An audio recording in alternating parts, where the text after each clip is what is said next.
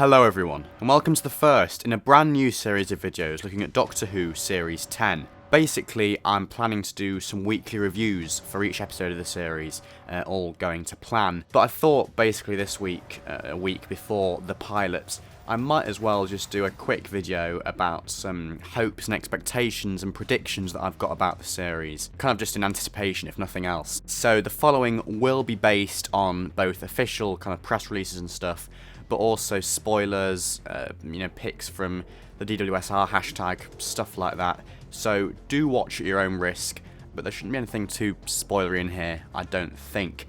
So without further ado, let's kick off the list with number 1. Well, who else better to start than Capaldi himself?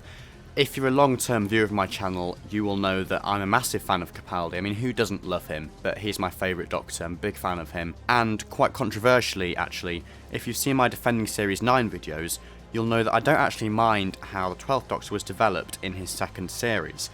I'd like to see a continuation of this throughout Series 10. The relationship between him and Bill certainly seems very different from what we've seen before, with him as a much older seeming, quite wise lecturer, teacher figure almost. A bit like a grandfather, harking back to the 60s I suppose with William Hartnell. And it'll be very interesting to see how this is developed, and the 12th Doctor himself is developed throughout his final series. So, Bill. Don't get me wrong, I think she's going to be a fantastic companion, and she seems very refreshing and different from what we've had before, in just about every single way possible. But wouldn't it be nice to have a one-series companion again, like Martha or Donna? With Capaldi leaving at the end of this year anyway, it would make sense for Pearl Mackie to also step down, so that Chris Chibnall has a clean slate for Series 11. I just think it would be really nice to see a companion whose character arc has been carefully structured and planned out over 12 episodes. It would mean that Moffat had the beginning and end, and all the stuff in between, laid out in front of him, and, I don't know, maybe he might be able to plan it slightly better, and just have a real grasp on Bill's character development, really. And of course, it would also mean that Chibnall wouldn't then kind of inherit Bill, and have to eventually write her departure. There'd be more continuity, I think, for her character, if she was just designed to be in Series 10. If you don't know already, I really do love Nardole. My siblings don't really understand why I would like such a seemingly foolish, and to put it lightly, slightly plump character.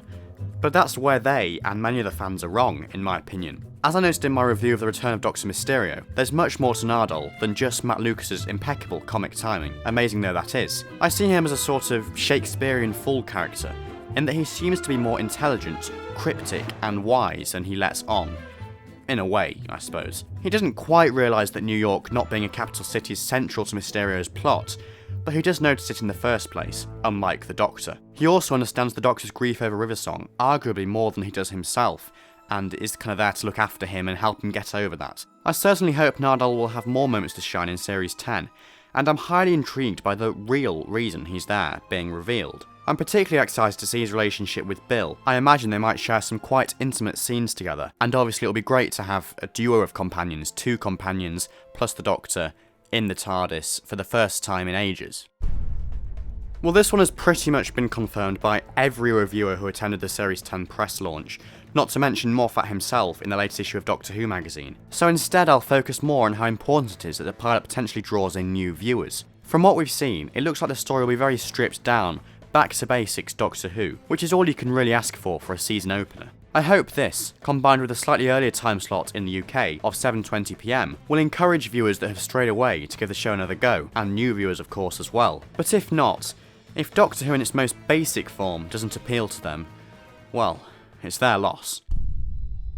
Maybe this one goes without saying too, but I really hope the series gets darker and more dangerous as it progresses, particularly from Bill's point of view as the companion. Moffat has sort of implied this himself, describing the first few stories as very big and colourful and exciting, before moving into darker and scarier territory. It certainly looks like the mid-season 3-parter and finale will explore quite adult ideas, and Knock Knock and Oxygen have been hinted at as creepy episodes. Perhaps this progression will culminate in a death, either of Bill or Nardole, or maybe someone else. Obviously as well, the Doctor himself is heading that way. Now since writing this video, I have actually read in Doctor Who magazine that the Movellans are confirmed to be in the season opener, so we will be seeing Daleks versus Movellans, but apparently they won't have a big appearance as such, more of a cameo appearance there in the background, which to be honest is what I'd hoped and what I'd written down for this section of this video. I'd actually said, I get the feeling the Movellans themselves won't actually be named though, and I'm under the impression that there'll be more of a cameo appearance. So there we go. But yeah, it is better than nothing I suppose, anyhow. It's nice to be in there for the fans, and shouldn't put new viewers off just having them there in the background. The Zygon two-parter from Series 9 is a story that's really grown on me upon rewatch, and I really appreciate how Peter Harness and Stephen Moffat, perhaps unintentionally, used it to provide a very relevant political commentary on the refugee crisis and terrorism. I'd absolutely love to see more of this in Series 10, I think it suits Capaldi's Doctor and his era very well, and for some reason I do get the feeling the mid-season 3-parter with the monks might be the story to watch out for. If you look at the shots in the trailers for these episodes, they look to be spanning a wide range of locations and countries. In one shot, there are UN soldiers present, in what looks like a Middle East town, but is in fact just Tenerife, I believe. There are also all the truth posters and propaganda bits and pieces seen in the filming for episode 8 at Mount Stuart Square, and what appear to be freedom fighter soldiers in conflict with the monks. Although at the time of recording we know barely anything about this 3-parter, and I might be completely wrong, it still looks extremely intriguing, and I hope it does for Series 10 what the Zygon 2-parter did for Series 9. Long-term viewers of the channel will probably know that I'm a big fan of Michelle Gomez's incarnation of the Master, and Series 10 will see her get more screen time than ever before, with Missy appearing in 3 full episodes that we know of, including part 1 of the 3-parter. I'd love to see Moffat push her relationship with Capaldi's Doctor to the absolute limits for what will be their final stories together. I'm part of the crowd that hopes Gomez will retire as Missy after Series 10, so it would be great to see her and Capaldi go out with a bang. More material seeing the Doctor and Missy forced to team up would be very interesting to see. I'm also intrigued to see how she reacts with Bill and Nardole. Given that Missy chose Clara as the Doctor's companion in the first place, and now Clara is long gone, is it going to be possible for her character arc to be wrapped up nicely? I certainly hope so.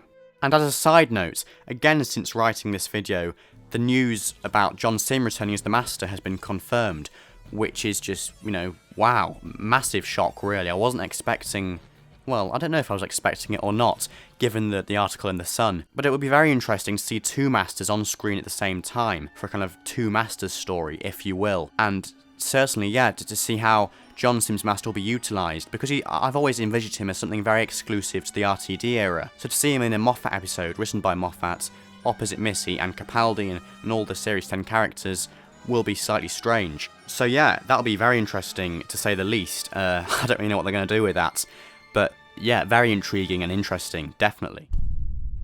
Okay, this might be a bit of a long shot, but hey, you never know. Ever since The Waters of Mars aired, I've been dying to see what a flood-infected Ice Warrior looked like. Mark Gatiss' comment about this episode featuring a new type of Ice Warrior gave me some hope, as did the behind-the-scenes images of an Ice Warrior, appearing to look pretty watery, along with what looked like a more cracked mouth than usual. They were on the BBC One Snapchat at the time of filming. However, the revelation that this new type of Ice Warrior will apparently be a female Empress leaves me slightly doubtful. Still, there's always the other water-themed episodes, I suppose. The pilot looks to feature a watery foe in the form of Heather, and Thin Ice will include a Frostfare and Sea Serpent, so you never know. And finally, this one might be a little bit more difficult.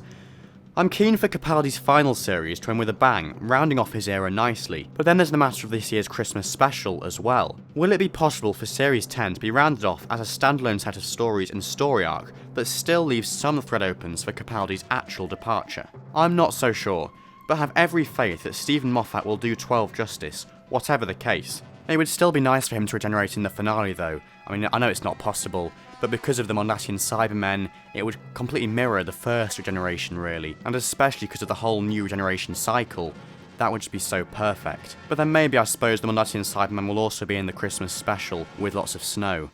Who knows? So, thank you very much for watching this video, I hope you liked it, and please post in the comments below your hopes, expectations and predictions for Series 10 of Doctor Who. Hopefully I'll be back next week, very soon after Series 10's opener has aired, to review the pilot. But other than that, please do check out my latest videos and subscribe if you're new or haven't already. Again, thank you so much for watching guys, and I'll see you next week. Bye for now.